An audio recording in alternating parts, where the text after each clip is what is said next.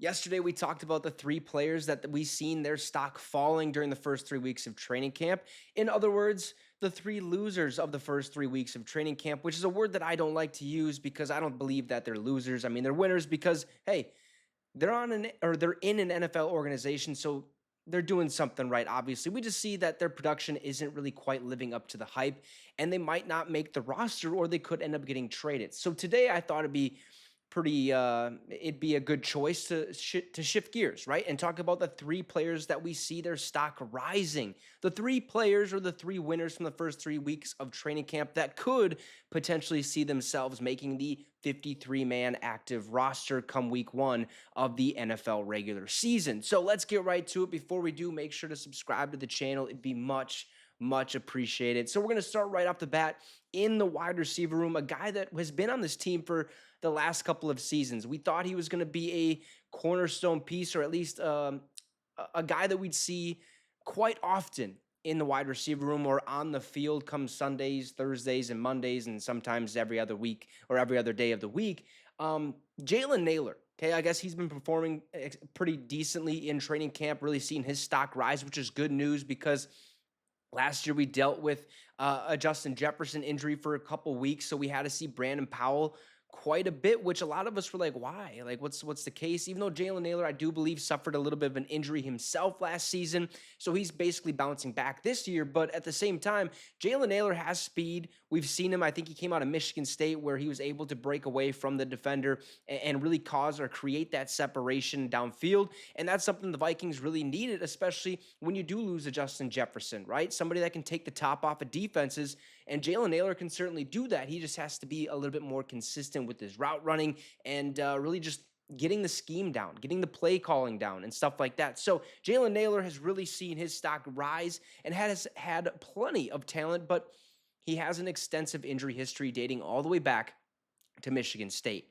Now, while his college teammates Jaden Reed, who is with the Green Bay Packers, and Keon Coleman, who's now with the Buffalo Bills, have been put in situations to succeed, Jalen Nailor hasn't been able to establish himself working behind Justin Jefferson and Jordan Addison. Okay, it is what it is, right? Justin Jefferson, the best receiver in the National Football League in my eyes. Jordan Addison, one of the best up-and-coming rising stars in the National Football League. Pretty tough, to outdo those two, but we see here that KJ Osborne's departure opened the door for Nailor, and he's taken advantage of the opportunity. Now, Jalen Nailor has worked as the number 3 receiver throughout camp and could be in for a large role if Jordan Addison is suspended this season for his recent DUI arrest, which we covered not too long ago. Once again, the biggest question surrounding Nailor is his health. If he can stay healthy on the field, he could be on the path to a traditional third-year breakout, which I believe is something we all want to see out of Jalen Nailor. He has what it takes. He's been taking lots of snaps or lots of reps as the number 3 receiver on the team, which is good news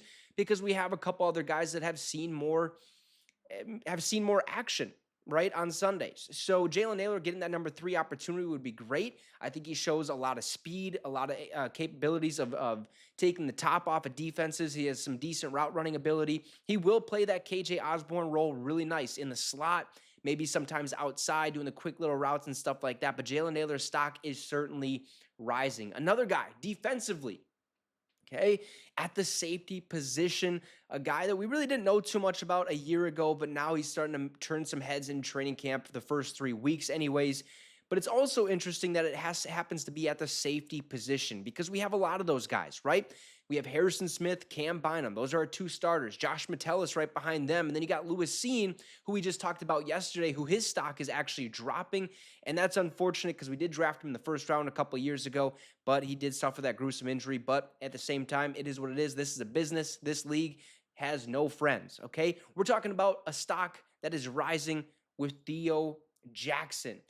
Now, he isn't on the verge of overtaking Harrison Smith, okay, or Cam Bynum for his starting spot. He may also still be behind Josh Metellus on the Vikings' loaded depth chart at safety, but Jackson has laid the foundation for a bigger role, which is a huge victory in training camp.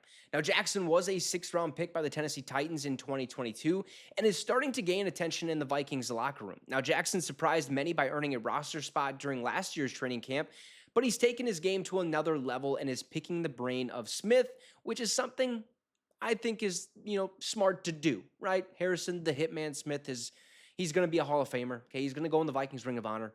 Probably best to learn some, little tidbits from him, right? Now, the Athletics' Alec Lewis recently predicted that Jackson could be Smith's heir apparent down the line.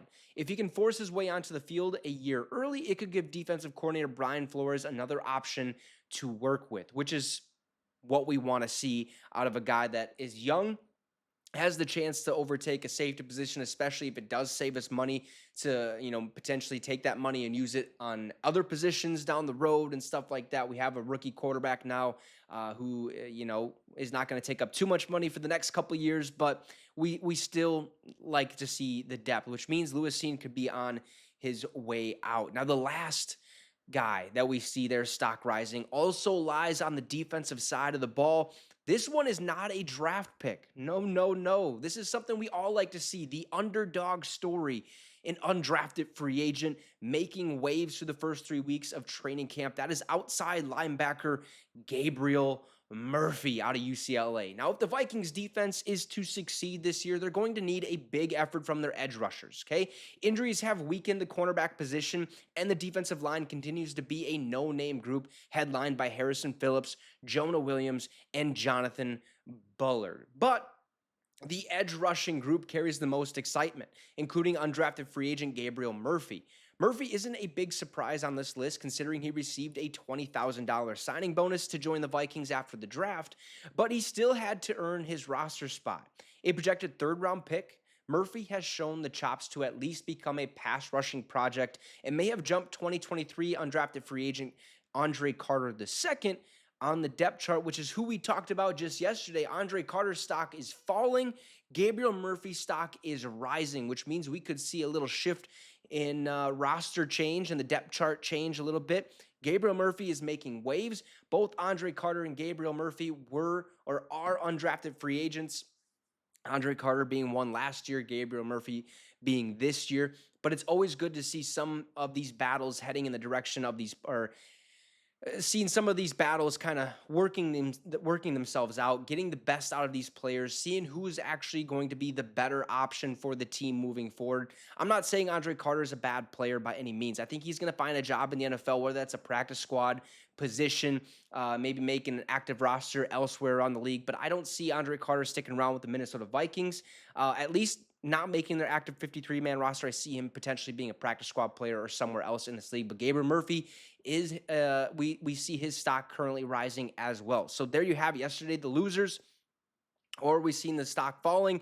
Today, we're talking about the three winners at training camp. Wide receiver Jalen Naylor, safety Theo Jackson, and outside linebacker / edge rusher Gabriel Murphy. All three of those guys looking pretty pristine coming out of training camp. So you guys let me know your thoughts in the comment section down below. Drop a like and subscribe to the channel. It'd be much, much appreciated. Have a great rest of your day, folks, and Skol Vikes.